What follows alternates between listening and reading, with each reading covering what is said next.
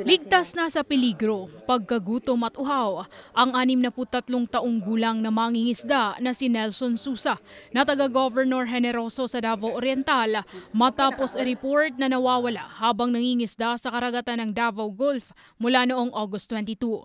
Makalipas ang 4 na araw, nakita ang gutom at uhaw na si Susa ng kapwa mangingisda sa Barangay Kaburan, Jose Abad Santos, umaga ng Martes, August 26 at inihatid sa Coast Guard Station Jose Abad Santos at agad na dinala sa ospital upang maipagamot. Apparently nagpapagaling pa rin siya ma'am kasi na-dehydrated siya ma'am, and then nagkaroon siya ng first degree burn. Ayon sa report ng otoridad, lumubog ang motorized bangka na sinasakyan nila dahil sa malakas na hangin at alo ng karagatan. Kaya naman nabigo silang makarating sa dalampasigan. Okay naman po ako lang ipanakin na pag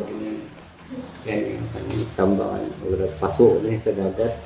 Nakarelax po, baka gabihin na.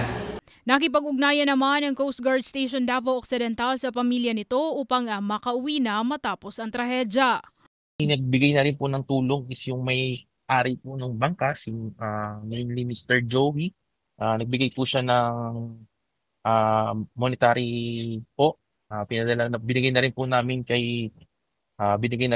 to kay Mr. Nelson para po sa panggastos niya rin. Samantala, patuloy naman ang paghahanap sa 3 niyang kasamahan na nananatiling nawawala na sila Felix Berto Palmahil, Roderick Harvey Relampagos at Jovel Olarte. Nananawagan din ang otoridad sa publiko na ipagbigay alam sa kanila kung may impormasyon sa nasabing mangingisda. Payo ng Coast Guard na huwag nang pumalaot kung hindi maganda ang panahon upang makaiwas sa trahedya sa karagatan. Mula rito sa PTV Davao, Jaira Mendez para sa Pambansang TV sa Bagong Pilipinas.